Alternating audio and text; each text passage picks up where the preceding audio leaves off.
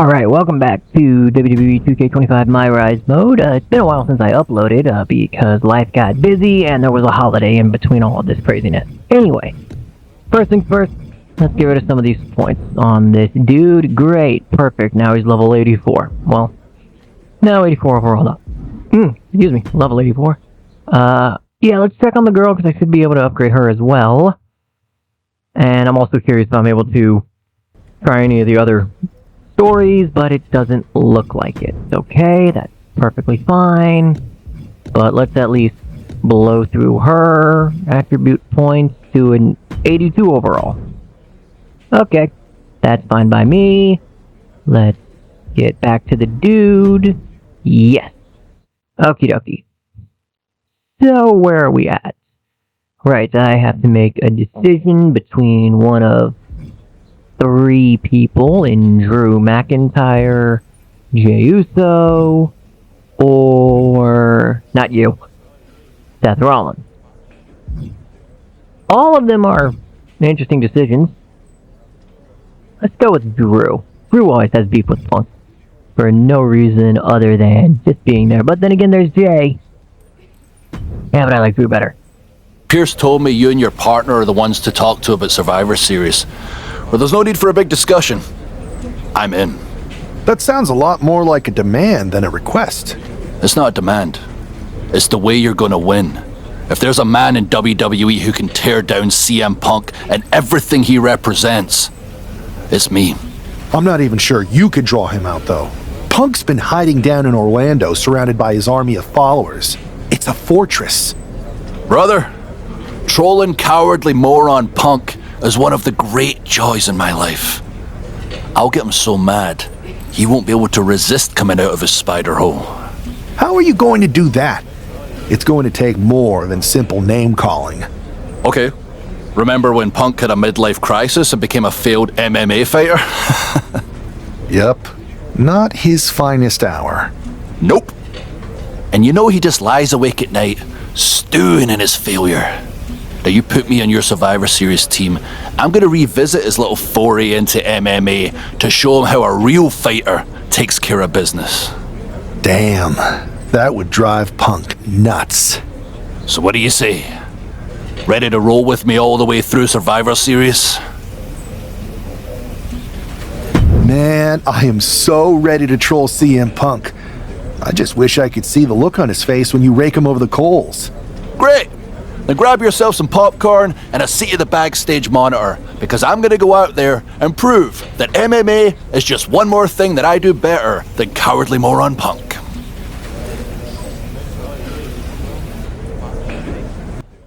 So you're going to challenge him to an MMA thing. Alright, let's get this over with. Plus, I kind of want to see the stupidity play out. So, Drew McIntyre. We're going to be covering him mostly in this episode, because he's the guy we are playing as, similar to last time. Drew McIntyre began his wrestling career early 2000s on the UK and European independent scene. He was then known as Drew Galloway before, and kind of bouncing around the European independent scene and winning various championships for like a lot of theirs, such as like Insane Championship Wrestling, also known as ICW. Eventually, he would get the call by WWE or get a tryout, go to a blah blah blah, whatever. Makes it to WWE in 2009. And quickly kind of gets a rising star status with everything, and even at this point in time getting the backing of Vince McMahon, the chairman, stating him to be kind of the chosen one, the one who was going to take the company to new heights. When that got announced, he was then immediately pushed to, not the moon, but he was pushed into the IC title picture, and later in that year of 2009, before eventually winning the tag titles with Cody Rhodes later on. Eventually, the momentum fizzled. They couldn't find what to do with him, and he got stuck with stupid gimmick with Heath Slater and Jinder Mahal, known as 3MB. The gimmick was they were a three-man band, and that was what they did. They just ran around together, and not necessarily a waste of Drew McIntyre, but not where a guy who's supposed to be taking the company to a new height should be. Almost 10 years. So not 10 years in the company, almost 6-7 years in the company. Because, yeah, he was eventually released, or maybe not released, or he didn't re-sign his contract with WWE, and he left. Went back to the independent circuit in Europe, rebranding himself, rebuilding himself, and eventually building himself back up to where another company in North America, in TNA, at the time known as Impact Wrestling, decided to sign him. He remained as the name Drew. He took on the name Drew Galloway, his actual legal name, I believe, and won their world championship, and actually was the first person to successfully cash in their Feast or Fired World Heavyweight Championship match. Successfully. He's the first person to successfully win the thing. Most other times you didn't win it, there was always some screwy finish, and your championship match got turned into something else. In most cases, his did not. Once he dropped the TNA World Heavyweight Championship, and slowly but surely dropped all of his independent championships, he was eventually making his way back into the good graces of WWE. When he makes it back, he is shown in the crowd of an NXT TakeOver. I want to say it was Brooklyn 2. If not, it was the third one. Once that occurred in about 2018, quickly he had the moon strapped to him, got skyrocketed up until the... we're good. He skyrockets up till winning the NXT Championship, and then eventually being back onto WWE's main roster, in which he was successful. Winning multiple feuds, and eventually getting successful feuds, and then eventually getting a shot at the World Heavyweight Championship in the main event of WrestleMania. Drew McIntyre, my old buddy. You crawled out from under your troll bridge to try to call me out again. We've been going back and forth for so long, I can barely remember what got your skivvies in a bunch to begin with. It doesn't really matter though, does it? Because every time you step to CM Punk, you end up red-faced and humiliated. But now I hear you want to be one of WWE's chosen ones at Survivor Series to take out Mutiny. We've all seen how you excel as a chosen one. There can be only one, and you ain't it, Drew. You want CM Punk so bad? Well, you're gonna get your wish when CM Punk shows up at Raw next week, looks you in your creepy eyes in the middle of that ring, and slaps that dumb beard off your doofus face. Again.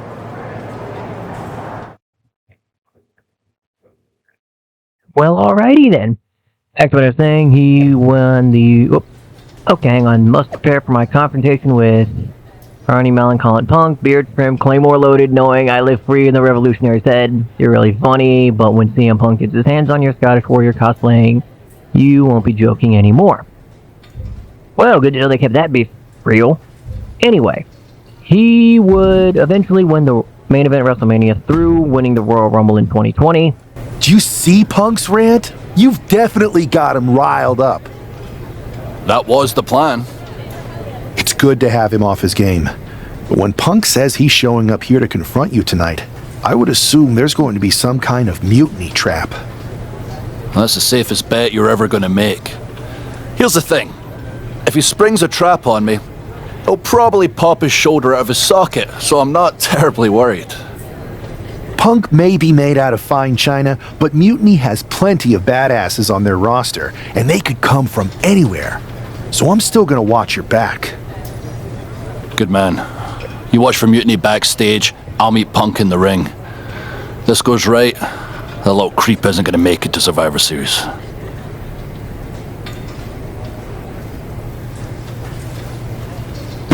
He would eventually win the World Heavyweight title. Leader of Mutiny to appear on Raw. Punk promised to confront McIntyre tonight. Yeah, we'll see what happens.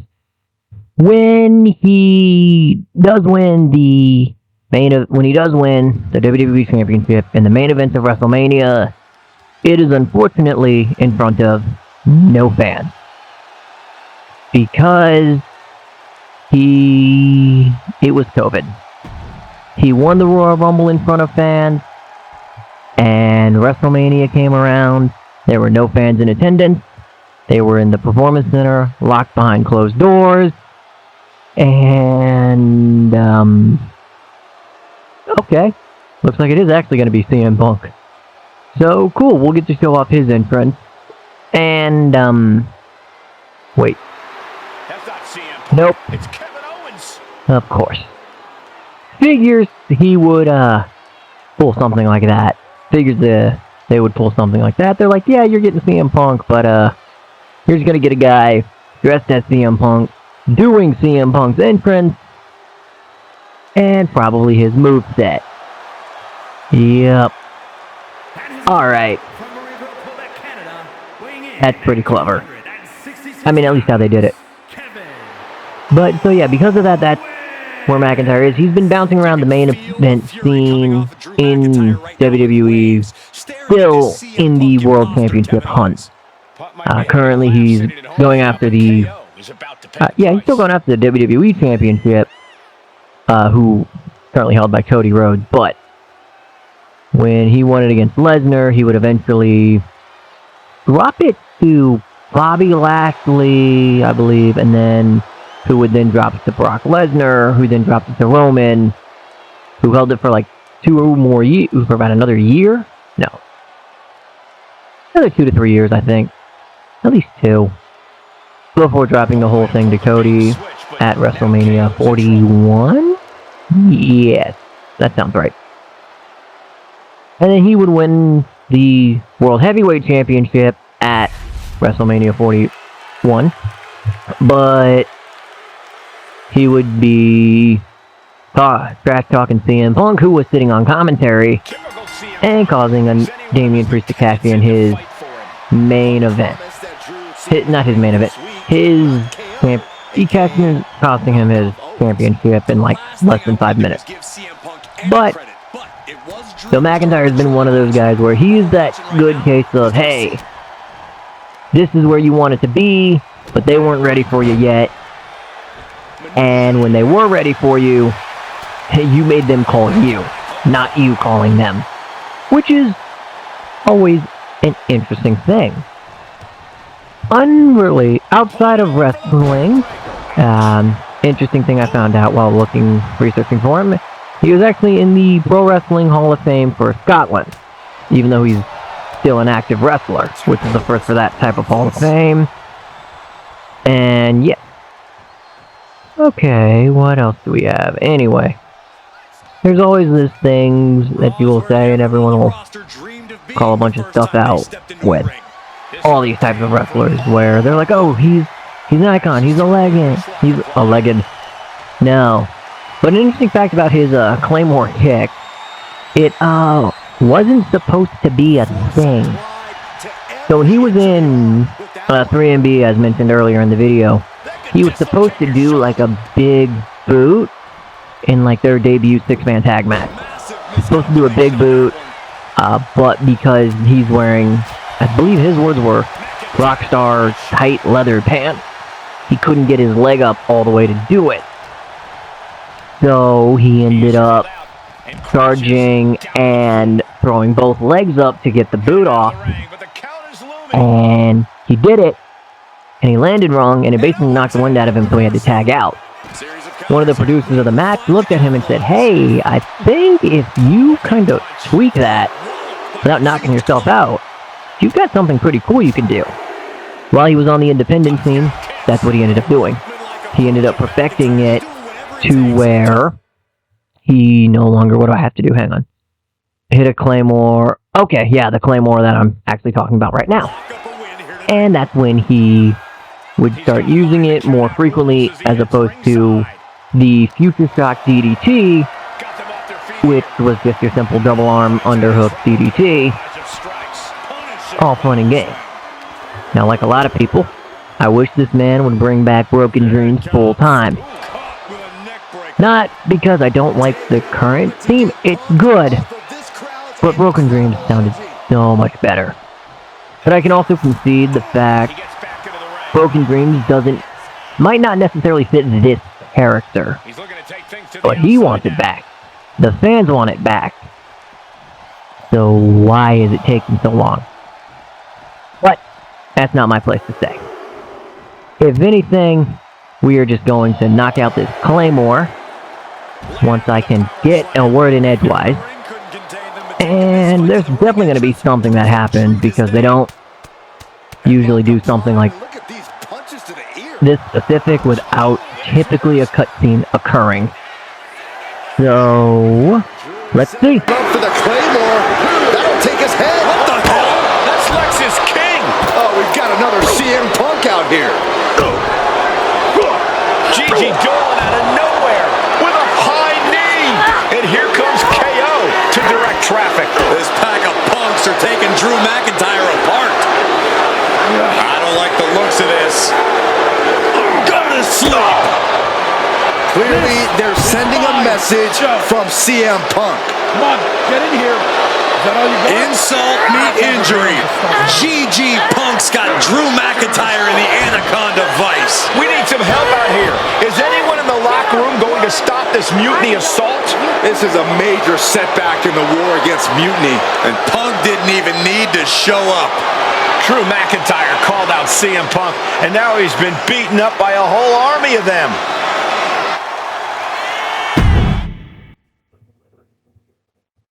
I mean, yeah, you play these games long enough, you'll figure out, yep, something's going to happen, but what I don't know.